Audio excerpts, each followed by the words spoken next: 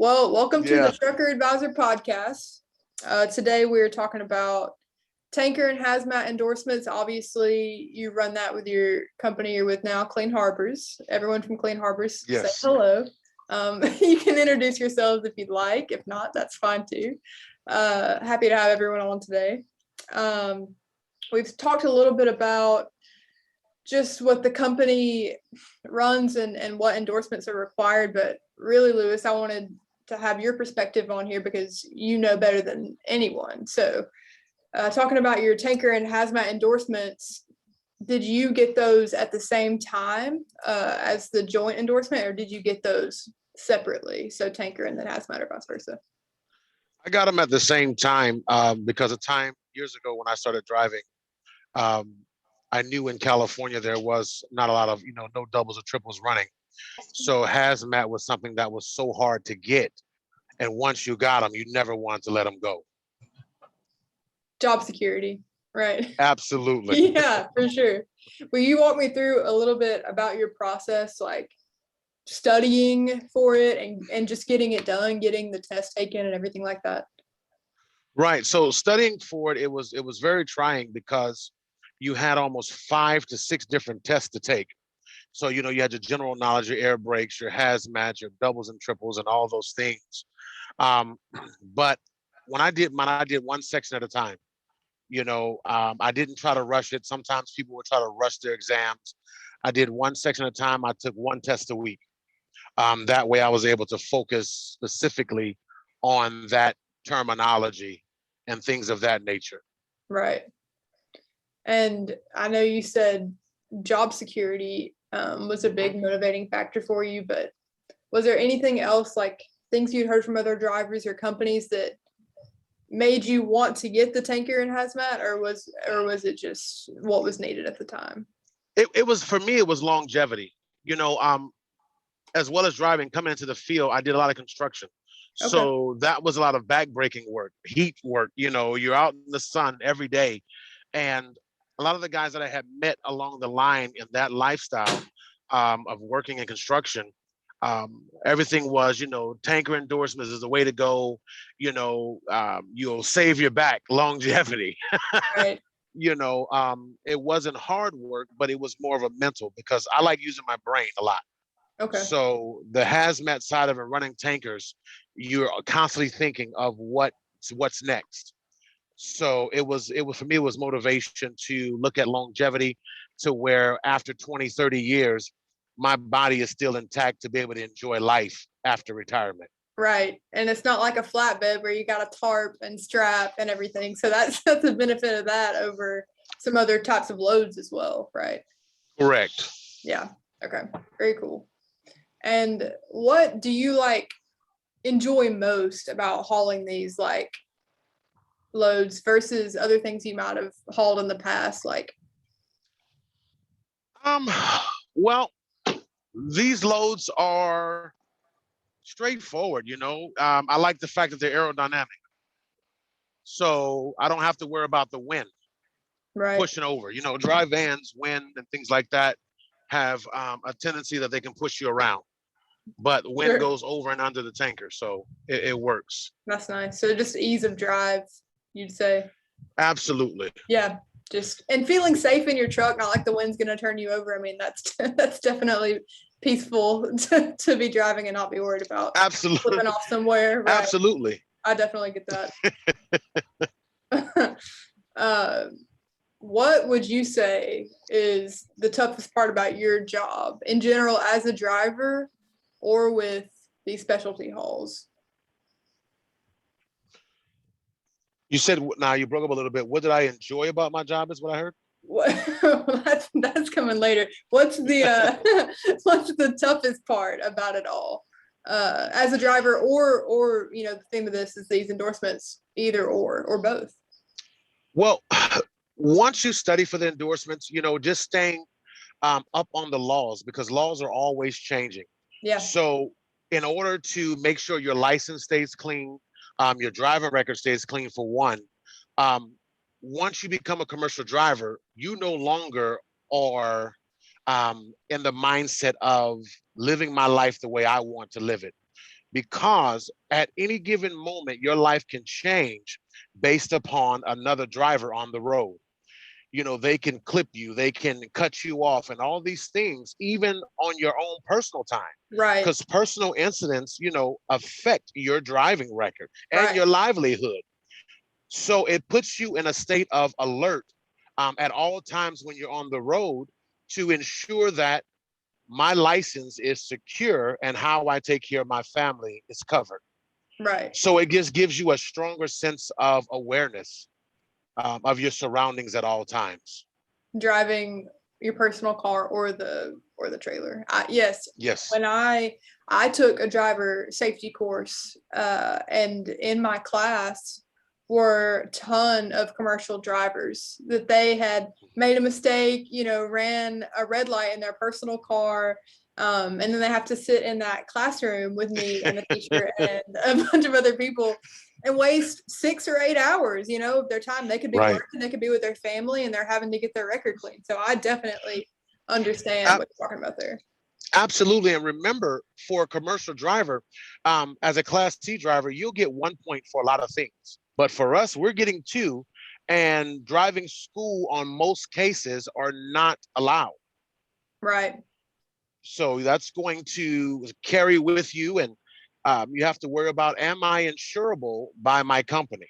Right. And I've So, I've heard a lot about that on our end. yes.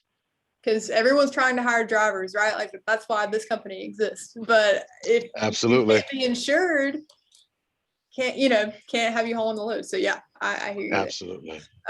If you could give your younger self a piece of advice about working in this industry, something you wish you had known, what would that be?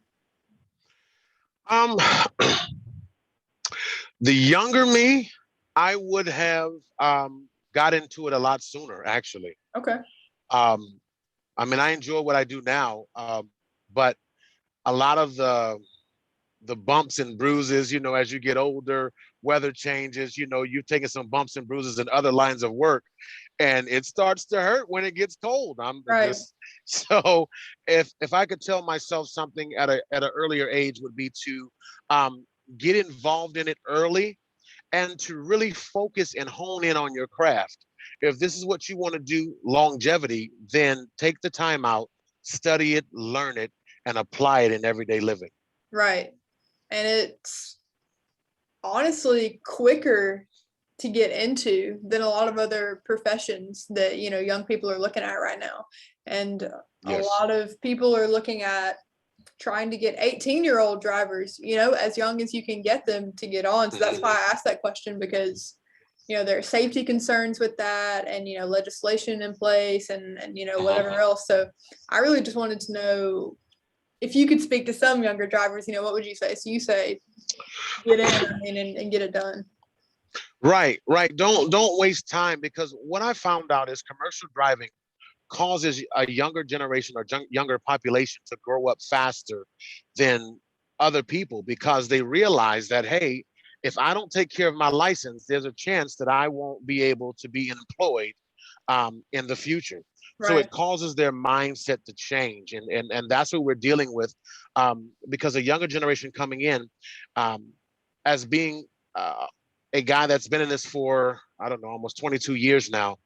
Um, you find yourselves mentoring the younger folks coming in to let them know, hey, you can make a career out of this if you Right. just change your mindset.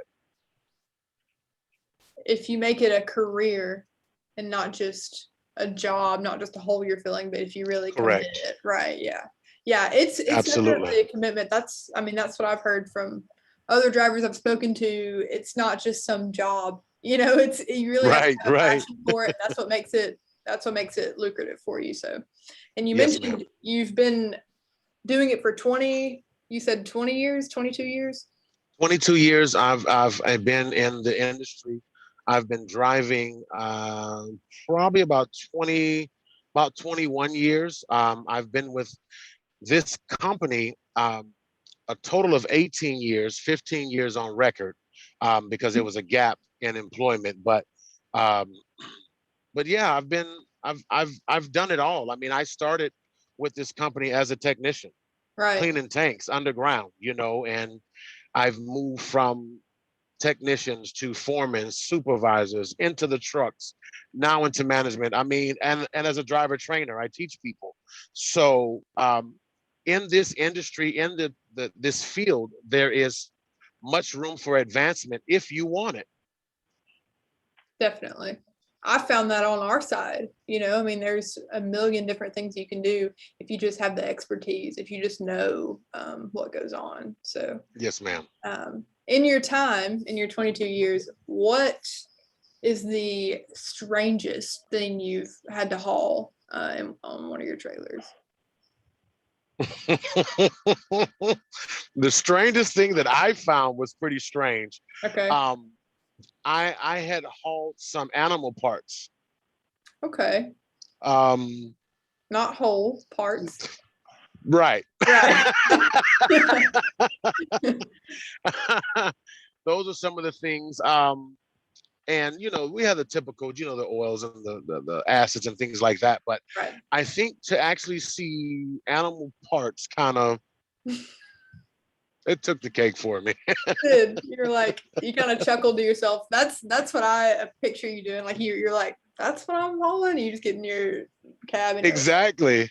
you're just Yeah. like, well, that's part of it today. Like, Exactly. And they tell you, don't forget to tarp it. And I'm like, you want me to do what? Yeah, okay. Don't let anyone see what you're hauling. They might Right. over it. Yeah, right. Would you say, you mentioned earlier, like you try to mentor the young drivers, Yes. in the industry and coming in and everything.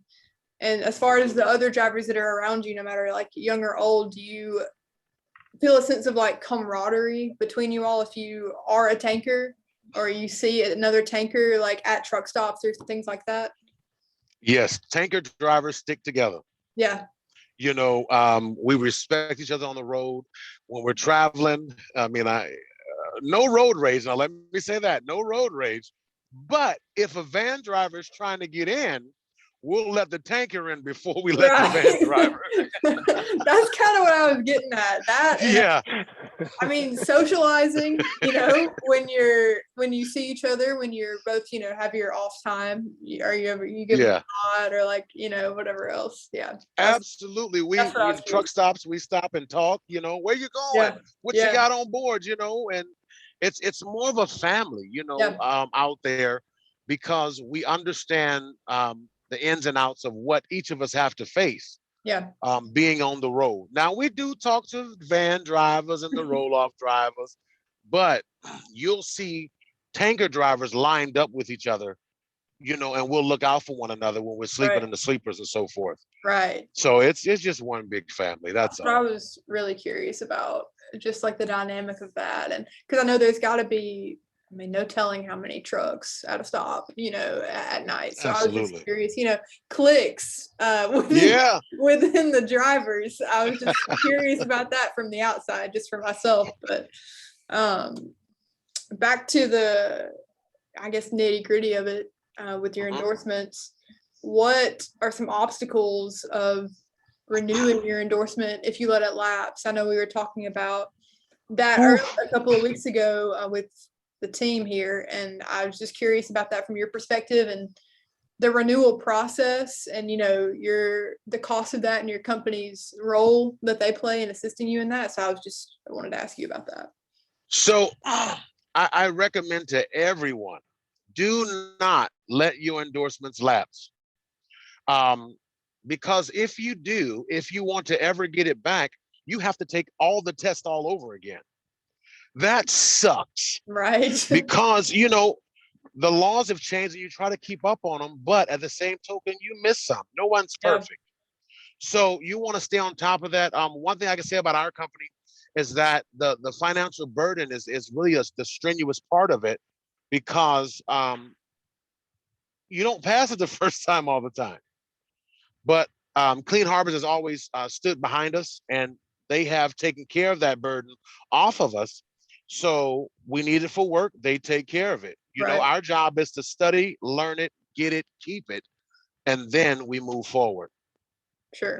But Never. I mean, I'm in California and we don't pull doubles and triples out here, but I hold my endorsement. I will Right. not let it go. Yeah. Just because of the effort of getting it back. I mean, they kind of hinted at that when we spoke earlier. I wanted to hear really, what all it would entail for you. And you said you took it one by one. So imagine having to take Yes. all those Oh back, my God. you have to study again. I mean, be like taking a test from high school again. You just like have to study everything. So yeah, Exactly. I got you. What does your day to day look like? So day to day is usually from anywhere from 3 a.m. start, 3 a.m., 5 a.m., in between there. And we're running 14 hours a day. I mean, when you get up in the morning, it's the pre-trip, you're looking at where you're going. Generally, you get your schedule the night before, but you want to make sure in the morning you got everything you need for that particular job, as well as try to account for any kind of unforeseen things that might come about in your day. Um, and in doing that, you go to your customers or wherever site you're picking up, you pull your load, make sure there's no leaks, make sure your paperwork's right, make sure your manifest is correct. Um, Anticipate going into the scale house, making sure your tires are correct, doing a full pre-trip, post-trip tire check all throughout the day to make sure you are DOT compliant. Right. Um, because it's nothing worse than having a load on and getting pulled into the scale house and getting shut down for something that we could have caught just in an inspection, a general inspection. Right. Some things we won't see because we're not certified mechanics, but that's where keeping our head on the swivel, constantly double checking and triple checking yourself. As a tanker driver, you can get complacent in a day because when you're constantly doing things over and over, you get the mindset, yeah, I got it. I did this yesterday for the last 6 months. Yeah. And at that time, when you get complacent is when things can happen. So me, myself, as well as I teach people, I don't care how long you've been doing something, you need to triple check yourself and get in a routine. And if you feel that you have broken that routine, stop, start over, and make sure it's done right. Right. The stakes are higher with these loads as well. If you're leaking on the Yes. road, you're responsible for it. You're responsible Right. for all of the implications of that. And that can be very dangerous for others around you. So I mean, not only yourself getting shut down, but cars and people around you. So Mhm. I definitely, that's a really good note. With all of those extra implications and checks you have to do, what would you say makes a tanker hazmat more rewarding than other hauls? Uh, would you say compensation, home time? Like what's your biggest difference versus just say like your average drive-in? So for me, it's compensation. It's there, but for me, it's never really about the money. I like the fact of being able to interact with people. That's very rewarding to show up, get a job done, and see that customer happy with the services you provided. Because at the end of the day, yes, we are one company. But I come from the standpoint of when that customer sees me, he doesn't see the company. It's a reflection of who I am. Sure. And most of any company's return business is based upon the first impression that our employees make to that customer. So Right. if I look right, present myself right, then that customer will be like, hey, you know what? I want Lewis to come back because he understands my needs. You build those relationships with your Absolutely. clients. I mean, that's true on this side of it as well. We form relationships with the people who are trying to hire you guys, and that's what really makes the Right. difference. So yeah, that's true Yeah. across the board. What would you say makes a tanker Okay. company, cough cough, Clean Harbors, what makes a tanker company Mhm. great to drive for? What makes a difference for you as a driver? What makes a difference for me would be your management team. Because if you have a strong and a good management team, it makes the driving easy.